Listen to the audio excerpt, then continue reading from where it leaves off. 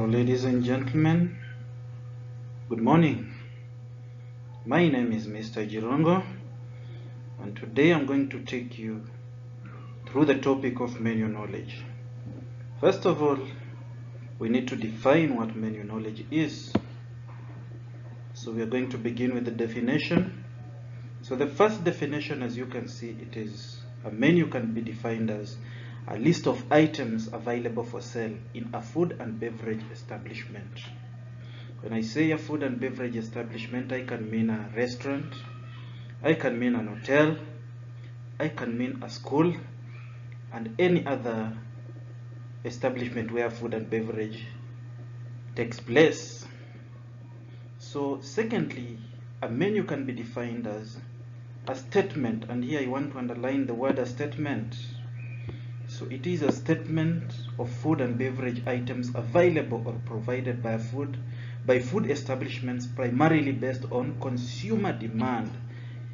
Here the word to take note of is consumer demand. You don't just produce items, but you produced items basing on consumers' demand. And apart from consumers' demand, these items or these food and beverage items or these food and beverage that you are selling should be designed to achieve organizational objectives. Here another word to underline is organizational objectives. See, as I underline there. So consumer demand must be met. Also the organizational objective must be met. So as for it to qualify to be a menu. Let me go to the next slide to see what is there for us.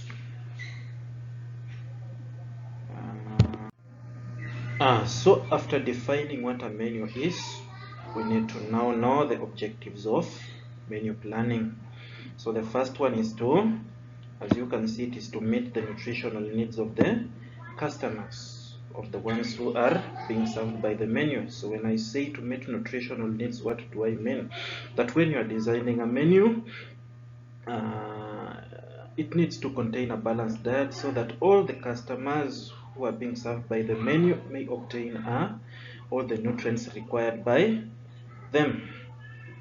Then number 2 is to simplify purchase, preparation, and storage of meals. So what does this point imply? Is that when you're designing a menu, one of the objectives of designing this menu is to simplify purchase. You all know that menu portray the type of food or the name of the food that will be consumed on a certain day. So instead of planning that this Monday reaches, you ask yourself what kind of food are you going to eat on Monday. It is already there on the menu, so it simplifies the purchase. Maybe for the purchasing officer, if it just reaches Monday, he'll just know that this is the kind of food that I will purchase on Monday. Then the preparation, maybe it is stir-fried fish, maybe it is vanilla cake. You know the method of preparation that you are going to use because it is already there in the menu. Then the storage of meals. Then another point, it provides attractive, appetizing meals with no monotony. So here I want us to stress on attractive, then appetizing meals. Then these meals have no monotony. Menu is designed in such a way that is attractive. Menu is designed in such a way that it is attractive. So once a customer sees a menu, he or she will be attracted to the food that is being provided in the establishment. Then the way those foods are arranged in that menu, the pictures of those menus, those meals are attractive. So when you are preparing those menu cards and that menu and even the name of the dishes, it is just attractive and it makes the customers to salivate. Then these meals, you see we have proteins, vitamin, starch in a menu. That makes sure that a menu contains all. A menu makes sure that it contains all so that it avoids monotony or repetition of similar kinds of foods. Then saves time and money You just know that this is the kind of food that I'm going to purchase this day. So it saves your time. It also saves your money in doing those researches of the kinds of meals that you will go and purchase every day. Then another reason for preparation of menus is for customer satisfaction and delight. So when we say customer satisfaction and delight, what do we mean, or what do I mean, me as your presenter today? Customer satisfaction is you have promised the customer this, then you just deliver that. Customer's delight is you are promising the customer that you will do for the customer this, then you exceed the customer's expectations. That is customer delight. So the customer becomes delighted when you exceed the customer's satisfaction. The customer was expecting to find this in the menu. You provide that plus an extra service, or plus an extra item plus an addition. The customer becomes delighted. So that is another objective of menu planning. Another objective is to determine the methods of production. This one I've already talked about it in point number 3. That is meals with no monotony. And not point to number 3, but point number 2, where there is simplify purchase and preparation and storage of meal. That preparation, this is the point I was interested in.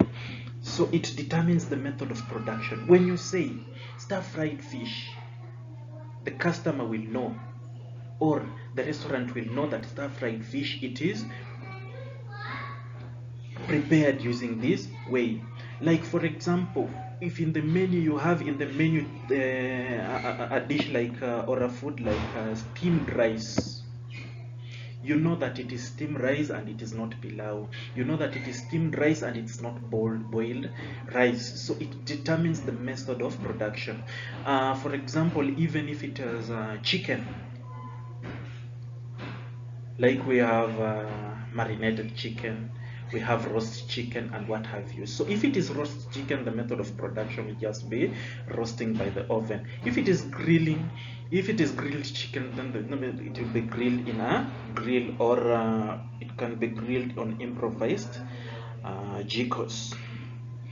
Then another objective of menu planning is to dictate staffing levels. When I say dictating staffing levels, what do I mean?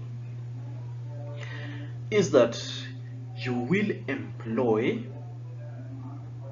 the kinds of customers that are familiar with, you'll employ the kinds of staff or the kinds of workers that are familiar with your methods of production. You cannot just employ any other staff. And if there are complicated methods of production, of course, you'll have to employ more and more staff. If the methods are simple, like boiling and frying, of course, you will employ lesser number of staff. So if the menu involves hard technique, or let me not use the word hard as such, let me say some more sophisticated techniques, then you will have to employ more and more staff. And you will also have to employ the expertise, staff which know how to produce that kind of food. Unlike when food is simple, or it is less sophisticated, like it uses the simple methods of cooking, you'll just have to employ the minimum number of staff. Any question up to there? So let us move to the next slide. So members, class, after observing the objectives of preparing a menu, let us now look at the types of menus. And we have two common types of menus which I'm going to dwell in, and the rest I'm just going to pass through very fast. So the two common types of menus which I'm going to dwell in are a la carte menu and the table d'hote menu. Otherwise, if I just pass through the rest very fast, that is static menu. This is a menu that is static. Something is static, meaning that it does not change. Static. It is just there constant, and it does not change. It is static. Then cyclic. When I say cyclic, what do I mean? That this is a menu common in schools. It is a menu which after a certain period of time it repeats its cycle. Like for example, you will find that in schools, maybe on Mondays they usually eat these particular kinds of food. On Tuesday that they usually eat another particular kind of food. On Wednesday, let us say githeri. On Thursday, let us say they eat rice beans, and the system goes on. So when it goes back to Monday, the system repeats itself. It is usually common in schools and institutions. Another type of menu is du jour menu. What is du jour menu? It is a French term which means the meal for the day. Like for example, those people who prepare food will just decide that let us prepare this kind of food for this day. It is not rotational, it is not what, but they just decided that day to come up with that particular kind of food.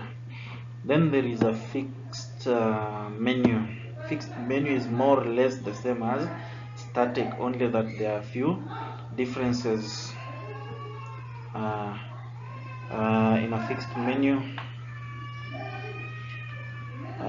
menu, in a static, it is remaining the way it is, but in a fixed, it usually somehow changes.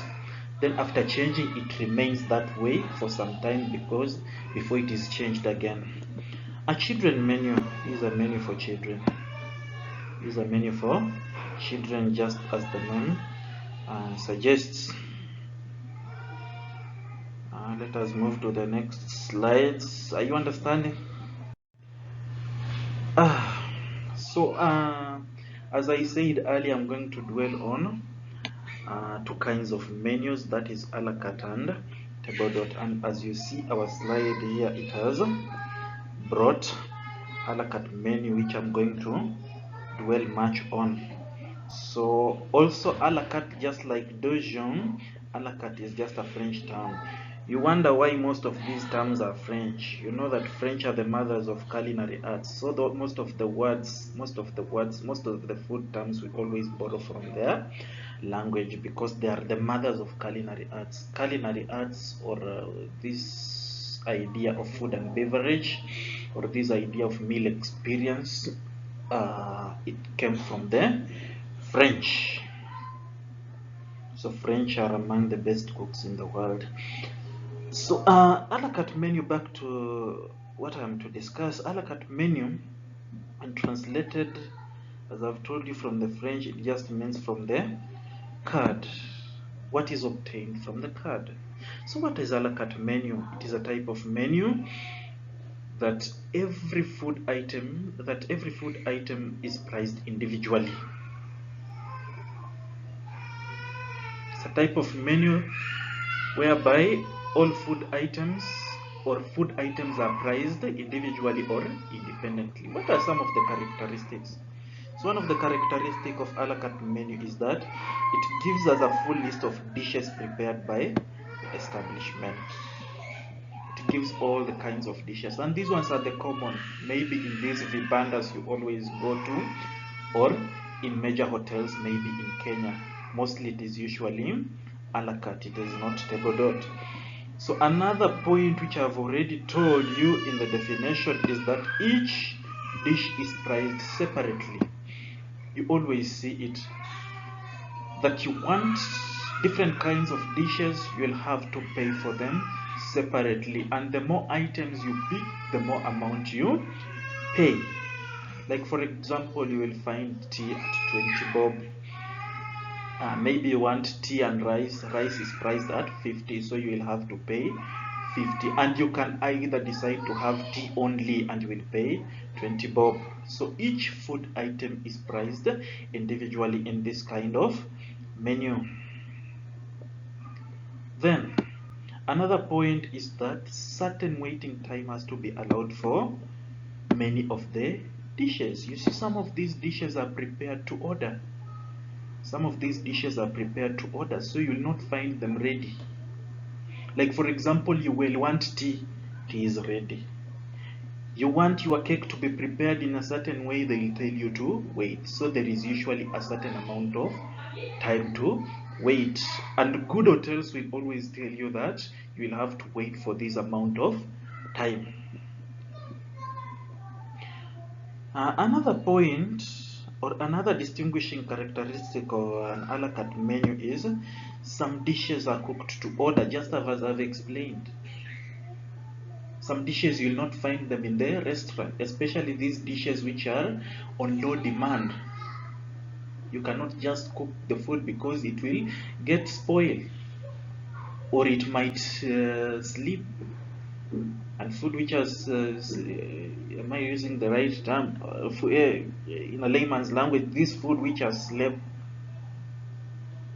as we usually say it, this food which has slept usually can cause things like food poison. So it is not advisable for food to be kept for long hours without serving, especially foods which cause poisoning.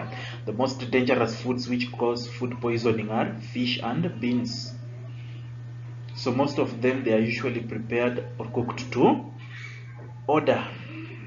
So those are the major distinguishing characteristics or the major distinguishing features of an a la carte menu. Let us look at another very common type of menu, which is the table d'hôte menu. Table d'hôte menu, this is also a French term, as I've told you that most of these terms are French, because French are the mothers of culinary arts. So these are type of menu where all the items which are found in the menu, they have just one price. You will have to eat all the items. Whether you eat or not, you will have to pay for the items which appear on the menu. So what are some of the distinguishing characteristics or distinguishing features of table d'hôte menu? The first distinguishing feature is that it has a minimum number of courses. It has a minimum number of courses. Like we see, the minimum number of courses is the number of courses that will be present in that menu. Not minimum number of courses, but it has a fixed number of courses. I'm sorry for that. Pardon me. The menu has a fixed number of courses. When I say the menu has a fixed number of courses, we know that the minimum, this is where now I want to use the word minimum. We know that a real menu has a minimum of 3 courses. But you'll find that some menus even go up to 13 courses. You'll find that some menus even go up to 13 courses. If it is a table d'hôte menu, whether it is 3 or up to 13,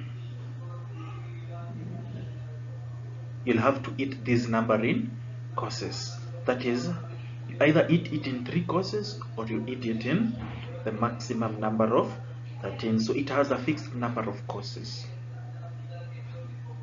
We all know that the first course, it is when we talk about the courses, the first one is usually the appetizers, or in the French term we always call them hors d'oeuvres.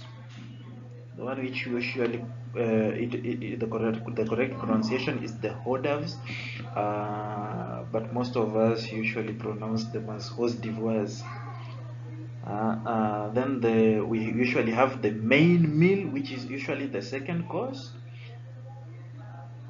and the French term, it is usually the entrée, E-N-T-R-E-E. Then the third one is usually the desserts, and most of the desserts are usually sweets, as you know. So most of them, these ones are usually mostly examinable in NEC. You'll find that in NEC they usually serve a table d'hôte menu. Mostly this table d'hôte menu usually serve them using silver service. I don't want to go into that because I know you already know. So another distinguishing feature of this menu is is that there is a limited choice within each course. When I say limited choice, what do I mean? That the items which just appear on the menu are the items which you will eat.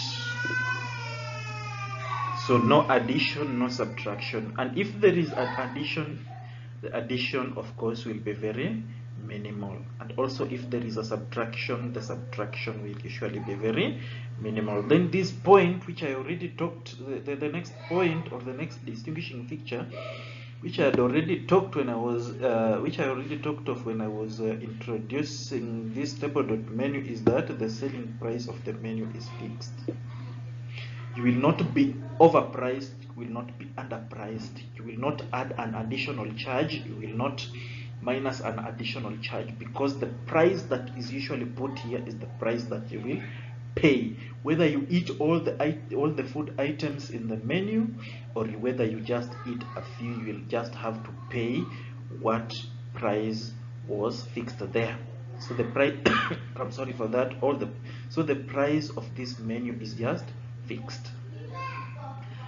Then the last point is that the dishes are usually are usually at the set time. Dishes are usually at the set time. There is a spelling error here at thread. It's not supposed to be thread, it is supposed to be set.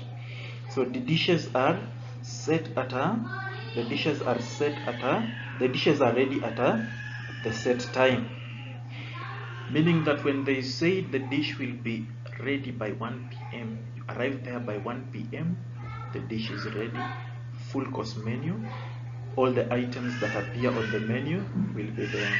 So those are some of the distinguishing features of menu, and that is the summary of what I had for you today for menu knowledge. Of course,